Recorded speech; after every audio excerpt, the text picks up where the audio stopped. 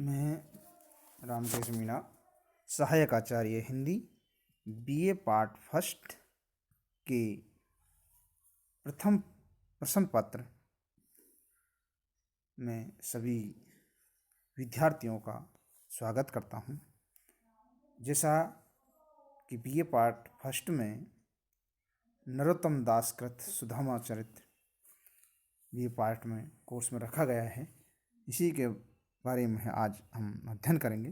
तो सबसे पहले नरोत्तम दास कृत जो सुदामा चरित्र है, सुदामा चरित्र कहाँ से लिया गया है, इसके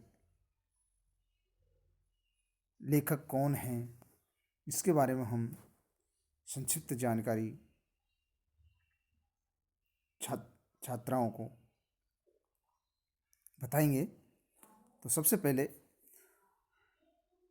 नरोत्तम दास कौन थे, इन्होंने सुदामा चरित्र लिखा, उसके बारे में हम अध्ययन करेंगे। तो नंदन दास के समकालीन कवि नरोत्तम दास ने सुदामा चरित्र नाम से एक काव्य की रचना की, जिसके बारे में आचार्य रामशुकुन ने हिंदी साहित्य का इतिहास ग्रंथ में लिखा है कि सुदामा चरित्र ग्रंथ बहुत प्रसिद्ध ग्रंथ है। इसमें घर की दरिद्रता का बहुत सुंदर वर्णन है। यद्यपि यह छोटा है, तथापि इसका रचना बहुत ही सरस और हृदयग्राही है और कवि की भावुकता का परिचय देती है। भाषा भी बहुत परिमार्जित और व्यवस्थित है। बहुतेरे कवियों के समान भर्ती के शब्द और काव्य इसमें नहीं है, फिर भी आचार्य रामशुकुन के इस कथन से ही खंड काव्य की यह महत्ता प्रतिपादित हो जाती है। सबसे पहले कवि नरोत्तम दास के जीवन वृत्त के बारे में बहुत जानकारी उपलब्ध नहीं है, फिर भी इनकी जन्म और निधन तिथि के बारे में आधिकारिक रूप से कुछ नहीं कहा जा सकता। शिव सिंह सरोज में यह जानकारी अवश्य मिलती है कि नरोत्तम दास विक्रम संवत 1602 तक जीवित रहे। यह पता भी चलता है कि ये उत्तर प्रदेश के सीतापुर जिले में स्थित बाड़ी नामक गांव के निवासी थे। कहा जाता है कि इन्होंने 3 ग्रंथों की रचना की, जिसमें एक सुदामा चरित्र, ध्रुव चरित्र और विचारमाला। किंतु ध्रुव चरित्र और विचारमाला काव्य उपलब्ध नहीं हैं। जो उपलब्ध नहीं होते, इनकी कीर्ति का आधार एकमात्र ग्रंथ सुदामा चरित्र है। यह काव्य इतना सरस और मार्मिक है कि नरोत्तम दास की गिनती महत्वपूर्ण कवियों में होती है। कुछ लोग ये भी मानते हैं कि नरोत्तम दास अष्टछाप के कवि नंदन दास के समकालीन थे। नंदन दास ने भी सुदामा चरित्र की रचना की थी, किंतु उनके काव्य को उतनी ख्याति नहीं मिली जितनी नरोत्तम दास के सुदामा चरित्र को मिली। आचार्य विनय मोहन शर्मा ने लिखा है कि काशी नागरी पचाणी सभा हस्तलिखित हिंदी ग्रंथों के 15वें त्रैवार्षिक विवरण में नाम संकीर्तन नामक काव्य रचयिता नरोत्तम दास का उल्लेख है। खोज रिपोर्ट के लेखक का कहना है ये गौड़ीय संप्रदाय के वैष्णव थे। इनके संबंध में ऐसा संकेत नहीं मिलता है कि ये सुदामा चरित्र के रचयिता नरोत्तम दास है या नहीं। नाम कीर्तन काव्य में महाप्रभु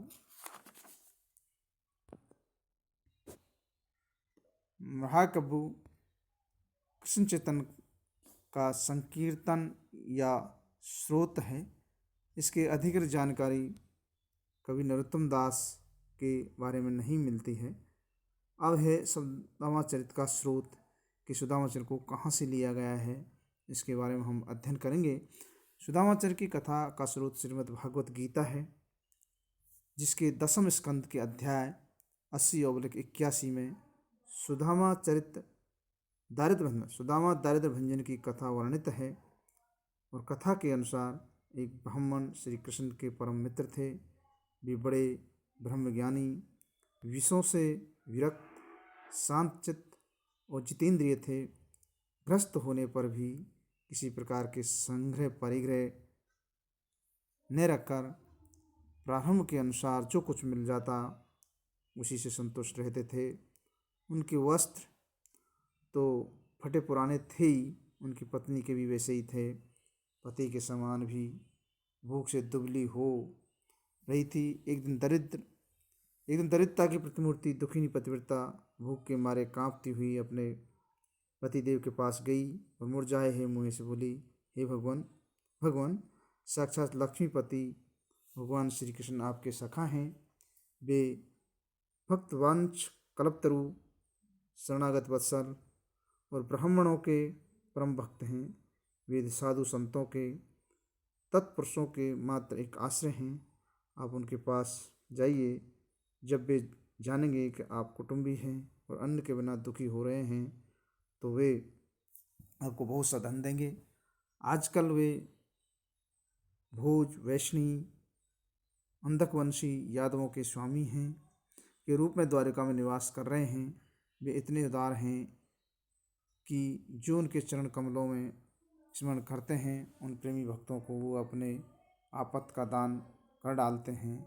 ऐसी स्थिति में जगत गुरु भगवान श्री कृष्ण अपने भक्तों को यदि धन और विषय सुख जो भी अत्यंत वांछनीय नहीं है दे दे तो इसमें कोई आश्चर्य की बात नहीं है।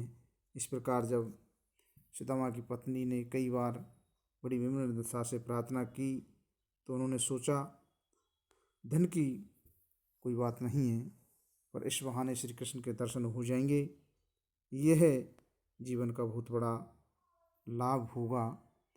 इस तरह विचार करते हुए यही विचार कर उन्होंने द्वारिका जाने का निश्चय किया और अपनी पत्नी से बोले, हे कल्याणी, घर में कुछ भेंट देने के लिए वस्तु हो तो दे दो। तो सुदामा की पत्नी ने आस पड़ोस के ब्राह्मण के घर से 4 मुट्ठी चिवड़े मंगाकर एक कपड़े में बांध दिए और भगवान को भेंट देने के लिए सुदामा को दे दिए। इस तरह सुदामा उन चिवड़ों को लेकर द्वारिका की ओर चल पड़े। वे मार्ग में यही सोचते जाते थे कि भगवान श्री कृष्ण के दर्शन होंगे कि नहीं। द्वारिका पहुंचने पर सुदामा दूसरे ब्राह्मणों के साथ सैनिकों की 3 छावनियों 3 ड्योढ़ियों पार कर भगवत धर्म का पालन करने वाले अंधक विष्णुवंशी यादवों के महलों में जो जा पहुँचे, जहाँ सामान्य व्यक्ति का क्या किसी बड़े व्यक्ति का पहुँचना भी कठिन है। वहाँ भगवान श्री कृष्ण को 16,000 रानियों के महल थे। उनमें से सुदामा ने एक महल में प्रवेश किया जो खूब सजा सजाया और शोभायुक्त था। महलों में प्रवेश करते समय सुदामा को लगा कि वे ब्रह्मानंद के समुद्र में डूब और उतर रहे हैं। एक महल में श्री कृष्ण अपनी प्राण प्रिय रुक्मिणी के साथ विराजमान थे। सुदामा को देखते ही वे उठ खड़े हुए तथा सुदामा की दीन दशा को देखकर उनके नेत्रों से प्रेम के आंसू बहने लगे। थोड़ी देर बाद श्री कृष्ण ने सुदामा को अपने पलंग पर ले जाकर बिठाया और पूजा सामग्री मंगवाकर पूजा की। इतना ही नहीं, श्री कृष्ण ने सुदामा के पैर स्वयं धोए और चरणों का जल अपने शीश पर धारण किया। उसके बाद सुदामा को स्नान करा उसके शरीर पर चंदन, अर्गजा, केसर आदि गंधों का लेप किया और उन्होंने सुगंधित धूप दीप से सुदामा की आरती उतारी।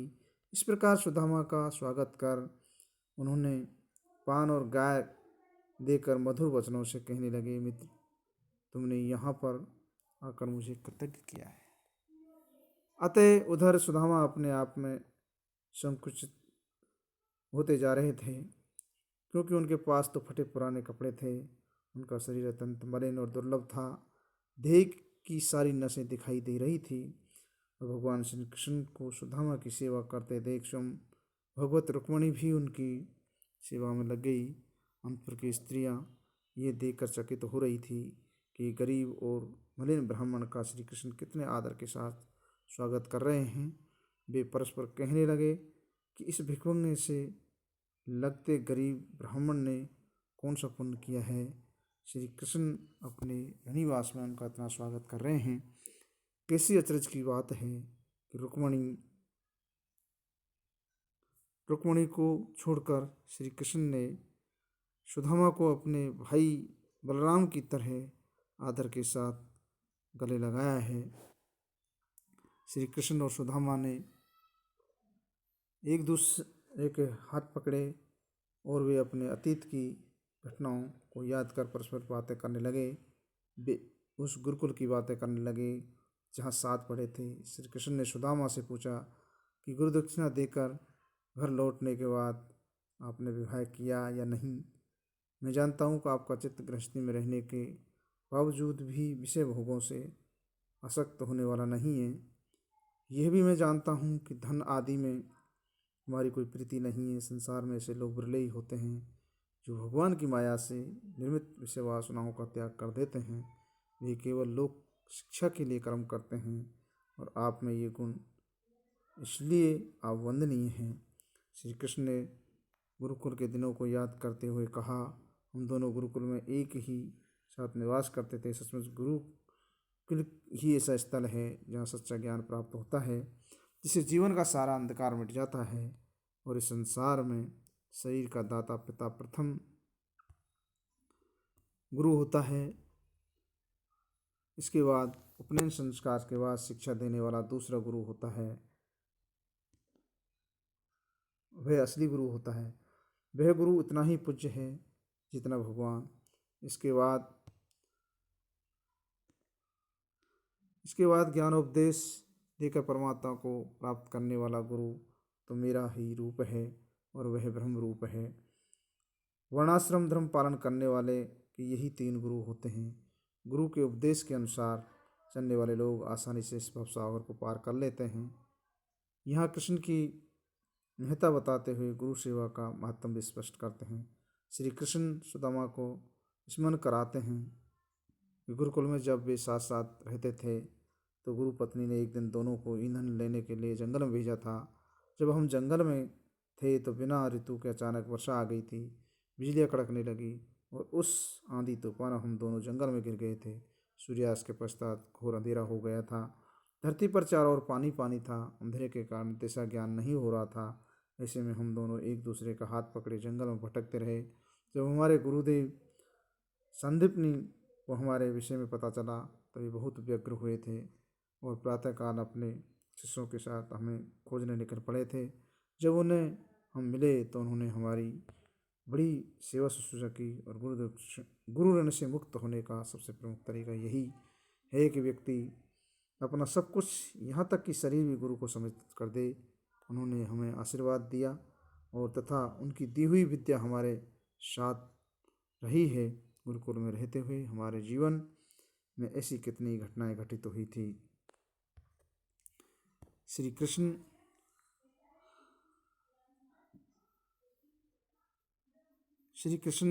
ने कहा कि मित्र सुदामा, आपने तो पूरी निष्ठा से विनम्रता से ये सभी काम पूर्ण किए हैं। श्री गुरु को अपने पूरी निष्ठा से विद्या अध्ययन किया और सारी विद्याएं आपको कंठस्थ है। आपका जीवन तो निष्प्रह का मूर्त रूप है। सुदामा बड़ी तन्मयता के से श्री कृष्ण की बातें सुन रहे थे और अपने आप को धन्य मान रहे थे। इसी बीच श्री कृष्ण ने सुदामा से पूछ लिया, मित्र तुम मेरे लिए भेंट स्वरूप क्या लाए हो? सुदामा चिड़ों को संकोच के साथ छिपाए हुए थे। कृष्ण ने यह कहने पर भी सुदामा ने उन चिड़ों उन्हें नहीं दिए तो श्री कृष्ण उनको संकोच को समझ गए और श्री कृष्ण ने मन ही मन सोचा कि सुदामा तो मेरे अनन्य मित्र है, किंतु उन्होंने अभी धनमाया की कामना नहीं की। उन्होंने तो सात्विक भाव से भगवान का नाम स्मरण किया है। यहाँ भी ये अपनी पत्नी के आग्रह पर आए हैं। सोचते सोचते श्री कृष्ण ने सुदामा के चिड़ों का पोटली छीन ली और कहा, तुम मेरे लिए इतनी अच्छी भेंट लाए हो, चिड़े होते तो सारे संसार को तृप्त कर सकते हैं। यह कर श्री कृष्ण ने एक मुट्ठी चूड़ा चबाए और चबाने के लिए जो ही मुट्ठी दूसरी भरी, रुक्मिणी ने उनका हाथ पकड़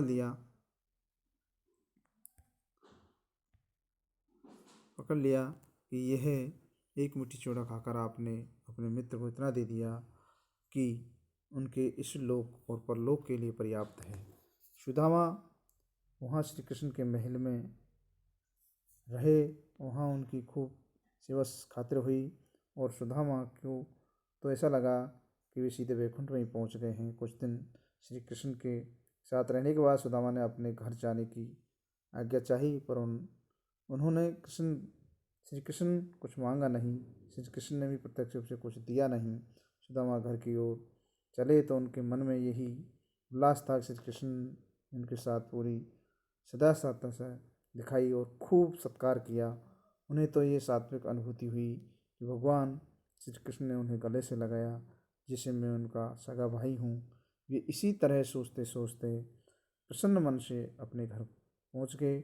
पर जब वे अपने नगर पहुँचे तो क्या देखते हैं, वहाँ तो सूर्य चंद्र का सा प्रकाश फैला हुआ है। रत्नजनित महल खड़े हैं, जगह जगह उपवन बाग तड़ाग बने हुए, वहाँ पक्षी कलरव कर रहे हैं। ये देखकर सुदामा को लगा कि वे अपने नगर नहीं अनंत आ गए हैं, और वे चकित होकर यह सब वैभव देख रहे थे कि नगर के सुंदर और शीलवान लोग वहाँ आ गए। सुदामा की अगवानी करने लगे। पतिदेव के आगमन का समाचार सुनकर सुदामा पत्नी को अत्यंत हर्ष हुआ और उसने आकर पति का स्वागत किया। पति को देखकर उनके आंसू